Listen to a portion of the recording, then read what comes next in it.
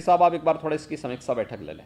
हमने जिन विभागों को इसके साथ जोड़ा था 2017 में, उन्हीं विभागों को ध्यान में रख करके बड़ी टीम बनाने की बजाय हम लोगों ने कोविड नियंत्रण के लिए पहले टीम 11 बाद में टीम 9 बना करके कोरोना जैसी महामारी को भी पूरी तरह नियंत्रण करने में सफलता प्राप्त की और देश के अंदर एक अच्छे मॉडल यूपी के द्वारा समय समय पर जो जारी किए गए ये उसके उदाहरण भी हैं।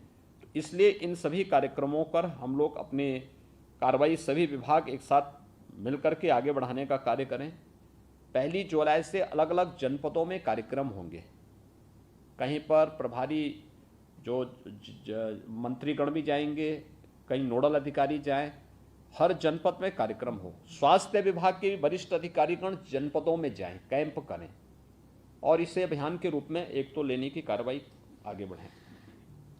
दूसरा, 1 जुलाई से लेकर के अभी स्कूल चलो अभियान को सफलतापूर्वक बेसिक शिक्षा परिषद भी और माध्यमिक शिक्षा भी दोनों के स्तर पर अपने अपने स्कूलों की स्थिति को ठीक करने की व्यवस्था। प्रयास ये होना चाहिए कि विद्यालय दर्शनीय होने चाहिए। मैं एक दिन यहीं लखनऊ में एक इंटर कॉलेज का वैसे चला गया था मैं एक कार्यक्रम में। बहुत पुरानी बिल्डिंग है लेकिन उसमें बड़े बड़े पेड़ जमे हुए। क्या मतलब है?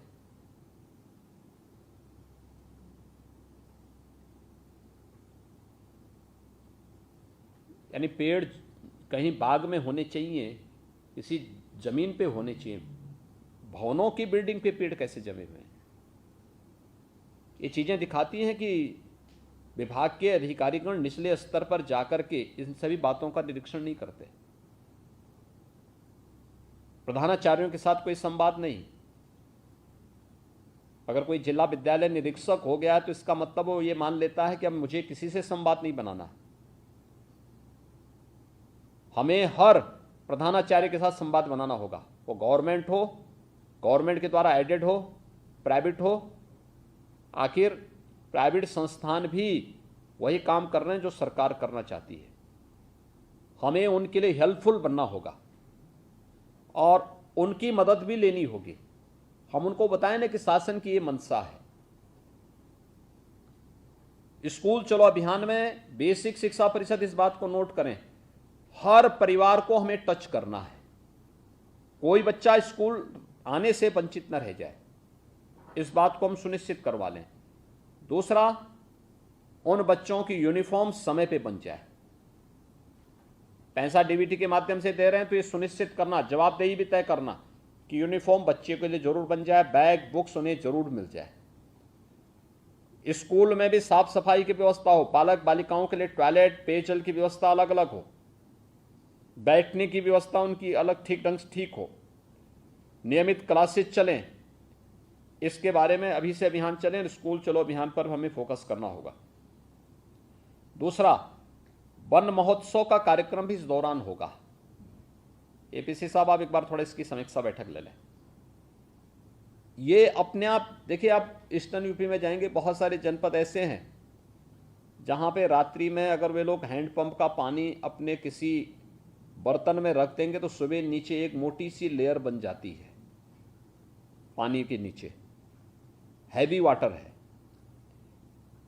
वहां पर भी लोग अगर छान करके पिएंगे तो उनके लिए ज़्यादा अच्छा होगा, क्योंकि आवश्यक नहीं कि हर जगह आरओ लगा होगा या हर जगह ट्रीटमेंट प्लांट ही लगा होगा। लोग इस्तेमाल करते रहे हैं। हम सेलो हैंडपंप हटाने की बात करते हैं, लेकिन हम उसका विकल्प क्या दे रहे हैं? तत्काल हमारे पास कोई विकल्प हो नहीं है, हम गर्म करके ही पानी पीने के लिए लोगों को बोलें। और दूसरा, सर्विलांस को हमें मजबूत करना पड़ेगा।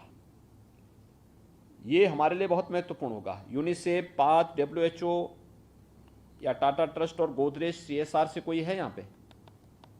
इन लोगों को नहीं बुलाया गया। इन लोगों के साथ भी बैठक हो जाए। ये महत्वपूर्ण बैठक है, इसलिए इसको एक बार देखेंगे। एक तो हम लोग प्रतिवर्ष पिछले 5 वर्षों से वर्ष में 3 बार यानी अप्रैल, जुलाई और अक्टूबर में संचारी रोग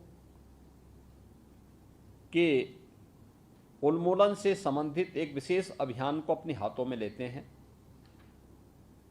जिसमें इंसेफ्लाइटिस है। इंसेफ्लाइटिस में जापानी इंसेफ्लाइटिस भी है और एक्यूट इंसेफ्लाइटिस भी है।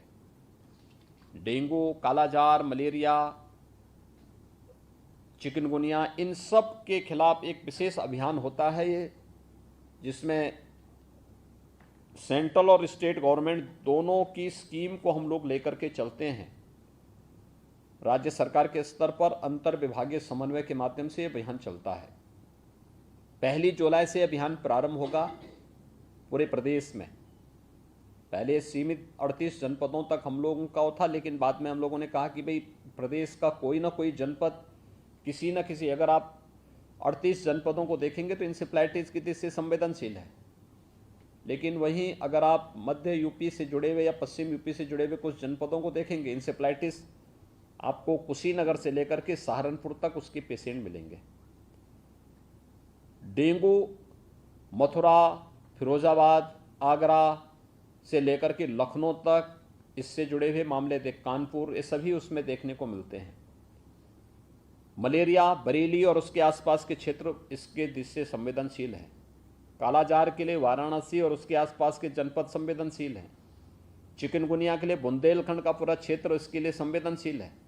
यानी प्रदेश कहीं ना कहीं किसी न किसी रूप में, कम या ज़्यादा रूप में उसके प्रभावित है। बीमारी बढ़ती तभी है जब कम की हम लापरवाही करते हैं और उसकी अनदेखी करते हैं।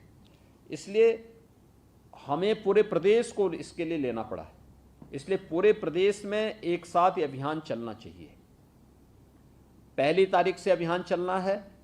हर जिला मुख्यालय पर, हर तहसील मुख्यालय पर, हर ब्लॉक मुख्यालय पर, हर नगर निकाय, हर सार्वजनिक स्थल पर, ब्लॉक मुख्यालय, चिकित्सालय, इन सभी पर सूचना विभाग, स्वास्थ्य विभाग के साथ मिलकर के बड़े बड़े होर्डिंग्स लगाएं, संचारी रोग नियंत्रण से जुड़े हुए उसको लेकर के।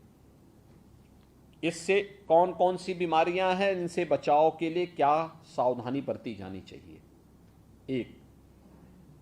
दूसरा, इस अभियान को सफलतापूर्वक आगे बढ़ाने की जिम्मेदारी केवल स्वास्थ्य विभाग की नहीं है, इस सभी की सामूहिक जिम्मेदारी है। सभी लोग मिलकर के इस अभियान को सफलता की ऊंचाइयों तक पहुंचाने में अपना योगदान दें। जैसे अभी अलग अलग विभागों ने बोला कि क्या उनके स्तर पर हो रहा है। स्कूल कुछ जगह खुल चुके हैं, कुछ 1 जुलाई से खुलेंगे, कुछ 5 जुलाई से खुलेंगे। बच्चों में अभी से अवेयरनेस के कार्यक्रम, हम टेलीविजन में विज्ञापन भी दें तो बहुत अच्छे छोटे छोटे विज्ञापन दें। लंबा विज्ञापन कोई देखता नहीं जी, छोटे विज्ञापन, 30 सेकंड के विज्ञापन, प्रभावी विज्ञापन, अलग अलग उसके विज्ञापन हो। कोई स्वास्थ्य विभाग के द्वारा, कोई नगर विकास के द्वारा, कोई ग्राम्य विकास के द्वारा, कोई पंचायती राज के द्वारा, कोई अन्य विभागों